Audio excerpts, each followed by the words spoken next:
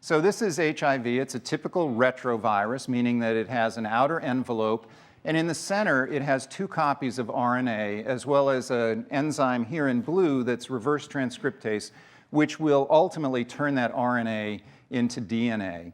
The virus itself, with this outer envelope protein, actually directly infects T helper cells.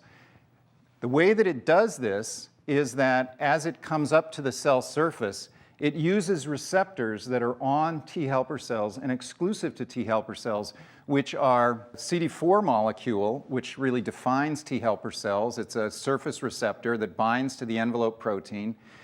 That causes a conformational change and allows a second receptor to grab hold of the envelope. This is the chemokine co-receptor. It's also called CCR5, and we'll talk about that more.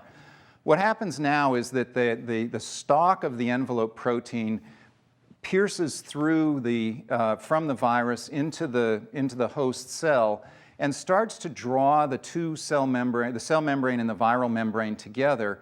And what ultimately happens is fusion of those 2 membranes, and the viral genetic material is injected essentially into the cell, and the envelope protein is left at the cell surface.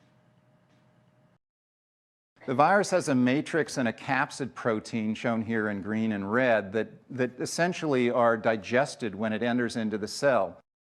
That releases viral enzymes and the viral RNA.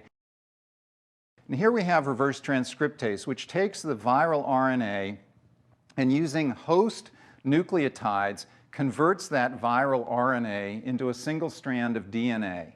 While it does that, it makes some random errors, which is characteristic of reverse transcriptase. It has very poor proofreading activity.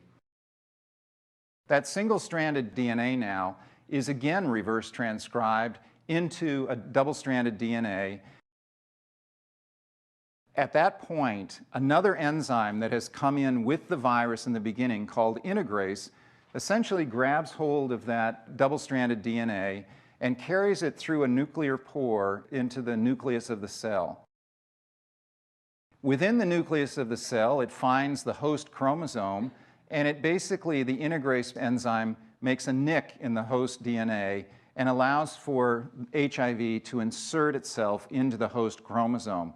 And that right there is what establishes lifelong infection. Now, RNA polymerase comes along and makes messenger RNA. Those messenger RNAs encode for different viral proteins. They end up associating with ribosomes at the surface of the rough endoplasmic reticulum. And here's a piece of mRNA that's making envelope protein, which is directly produced into the endoplasmic reticulum. And it's shuttled then through the endoplasmic reticulum and taken to the cell surface, where at the cell surface it becomes embedded in the cellular membrane, and at this point coalescing with other envelope proteins that have been produced. You have this cluster of envelope proteins now on the surface of this infected cell. At the same time, there are other messenger RNAs that are being produced that allow for translation of other viral proteins. So here are additional viral proteins being made, which are going to be used to make up the key components that the virus ultimately is going to need. These are transported again to the cell surface, to the area where these envelope proteins are, and a strand of RNA as well as some of the enzymes are part of that complex. This then buds off at the cell surface at this point, but it's still not a mature virion because the polyprotein chain needs to still be digested into its component parts. That's done by an enzyme called protease. Protease breaks up those polyprotein chains and ultimately allows for them to coalesce and form the mature structures that make up the final virion. And now you have a mature infectious virion that can go on now to infect other cells.